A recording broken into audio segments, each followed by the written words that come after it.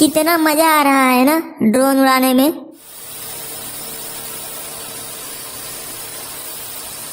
बेचारा पेलू, उसके पापा ने उसके लिए ड्रोन ही नहीं खरीदा। देखो कैसे उदास बैठा हुआ है। चमेली, उसे छोड़ो, चलो तुम्हारे और मेरे ड्रोन का रेस लगाते हैं। रेस के लिए तो मैं हमेशा ही तैयार रहती हूँ। चलो देखते हैं किसमें है कितना दम और कौन है पानी कम।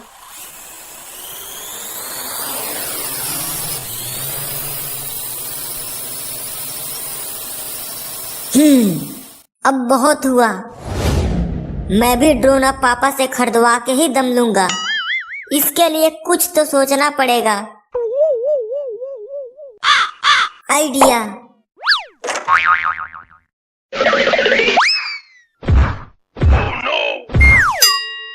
अबे पेलुआ, आदमियों की तरह सो, जानवरों की तरह क्यों सोता है? पेलुआ, क्या हो गया तुमको? इतना हाफ क्यों रहा है बे? कुछ बोलता क्यों नहीं? पापा, मुझे ड्रोनिया बीमारी हो गया है। ड्रोनिया? ये कौन सी नई बीमारी आ गई मार्केट में? पहले डॉक्टर को फोन करो, बीमारी के बारे में बाद में जान लेना। नहीं मम्मी, डॉक्टर के पास फोन मत करो। बस पापा से मुझे 1000 रुपए दिलवा दो, मैं बाजार से दवा खरीद कर खा लूंगा। तुझे कैसे पता कि कौन सी दवाई खरीद कर खाना है? मम्मी देख रही हो ना, पापा मुझे पैसे नहीं दे रहे हैं। अजी, पेलुआ को पैसे क्यों नहीं दे रहे हो? इसे देखकर तुम्हें क्या लगता है? क्या ये बाजार जाने की हालत में है? पापा ये देखो, मैं चल सकता हूँ, तो मैं बाजार क्यों नहीं जा सकता? पेलुआ, तुम तो सही हो गए। नहीं पापा, ये देखो बीमारी अभी भी है। लेकिन ऐसे ऐसे करते हुए बाजार कैसे जाओगे? अब सही है ना पापा? मुझे बेवकूफ बना रहा है। बीमारी का बहाना बनाकर पैसे ऐंठना चाहता है।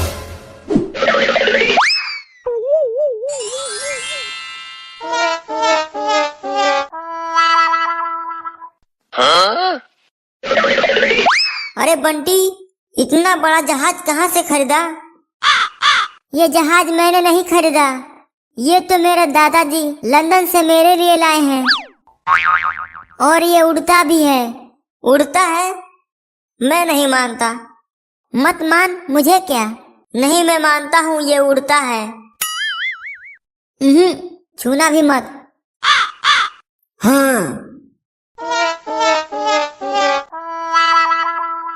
अरे बंटी ये देख, हाथी अंडा दे रहा है। कहाँ हाथी अंडा दे रहा है? उधर देख।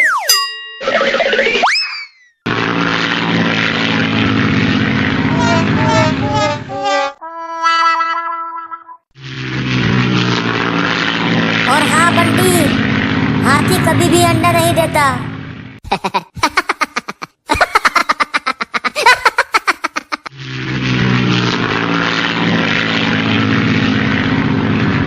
ये पेलू इतना बड़ा जहाज कहाँ से खरीद लाया? हाँ पतीला, मुझे तो विश्वास ही नहीं हो रहा।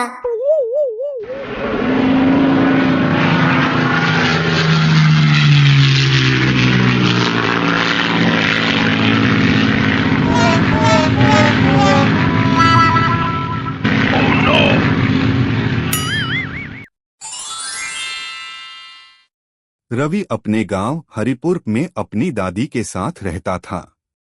गांव छोटा था, लेकिन बहुत खूबसूरत हरे खेत, तालाब और आम के पेड़ों से भरा हुआ।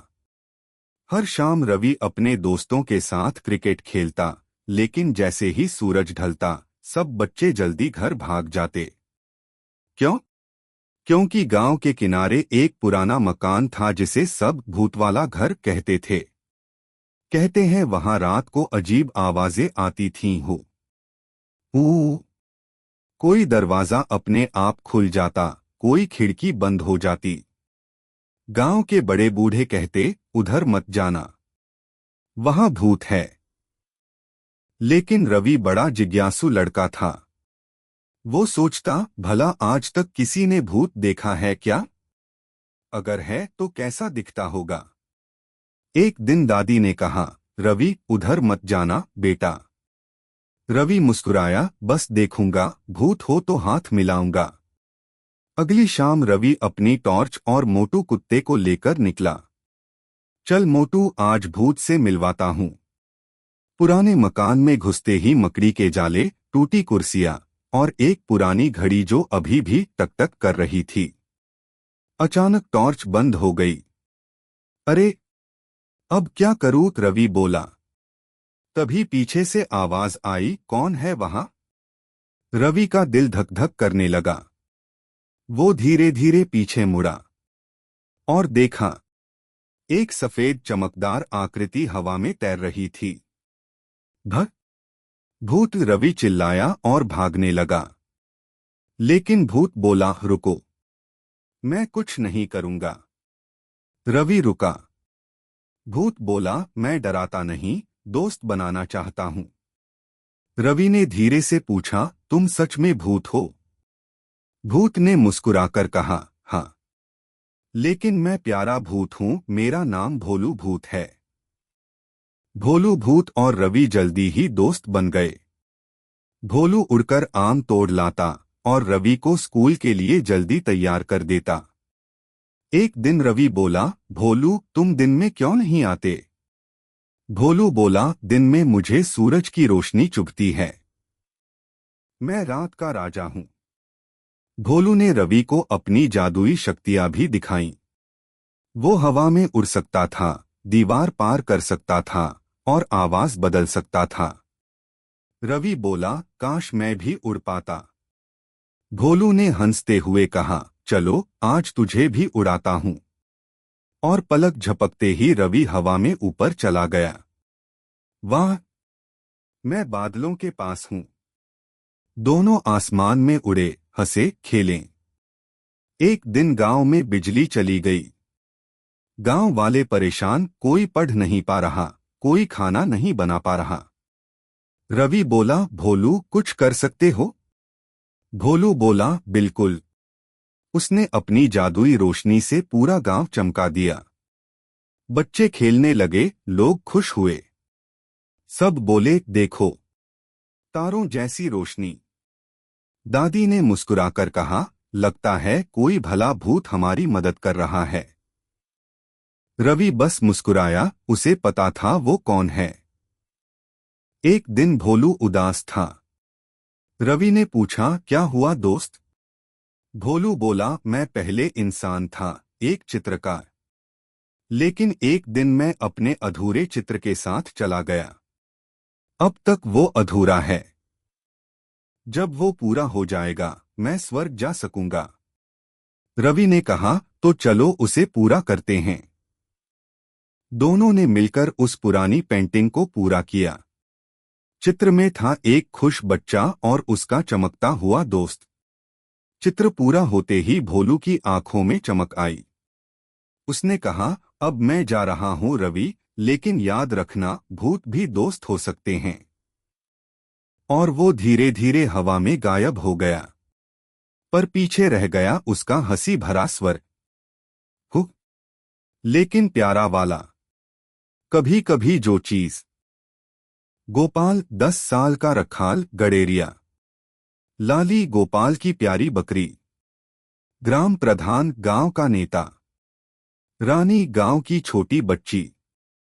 और एक जादुई परी। एक समय की बात है, पहाड़ों के बीच एक छोटा सा गांव था, चंपापुर। वहां एक गरीब लेकिन हंसमुख लड़का रहता था, जिसका नाम था गोपाल। गोपाल का काम था बकरियों को चराना।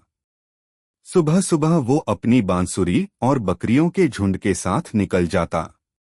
उसकी सबसे प्यारी बकरी का नाम था लाली, जो सफेद थी और उसके कान गुलाबी थे। गोपाल लाली से ऐसे बात करता जैसे वो उसकी सच्ची दोस्त हो। लाली, आज तू ज्यादा दूध देगी न? लाली में करके जवाब देती। एक दिन गांव में खबर फैली। राजा ने कहा, जो कोई मेरी बीमार बेटी को ठीक कर देगा, उसे सोने की थैली और सम्मान मिलेगा। सब लोग दवा झाड़फूंक सब ले आए, लेकिन कोई काम नहीं आया। गोपाल सोचने लगा, काश मैं भी कुछ कर पाता। लाली ने धीरे से मेमे किया, जैसे कुछ कहना चाह रही हो। गोपाल ने हंसते हुए कहा, क्या तू दवा बनेगी? लाली ने सिर हिलाया और गोपाल को जंगल की ओर खींचने लगी। गोपाल बोला, अरे लाली, उधर तो घना जंगल है। जंगल में सूरज की रोशनी पेड़ों के बीच से छनकर आ रही थी। चारों ओर चिड़ियों की आवाज और फूलों की खुशबू थी। अचानक लाली रुक गई। एक चमकदार पेड़ के नीचे से एक जादुई परी निकली। परी बोली, गोपाल, तुम्हारा दिल बहुत साफ है। तुम्हारी बकरी साधारण नहीं बल्कि जादुई है। गोपाल हैरान रह गया, सच? परी मुस्कुराई, हाँ, लाली जहां भी जाएगी वहां खुशियां खिलेंगी। अगर तुम चाहो तो इस जादू से किसी की मदद कर सकते हो। गोपाल ने तुरंत कहा, मैं राजकुमारी को ठीक करना चाहता हूँ। गोपाल ने परी से पूछा, कैसे? परी ने कहा, लाली के दूध की एक बूंद अगर सच्चे मन से दी जाए तो किसी का भी दर्द मिट सकता है। गोपाल ने लाली से प्यार से कहा, चल मेरी प्यारी, अब एक अच्छा काम करेंगे। दोनों राजमहल पहुंचे।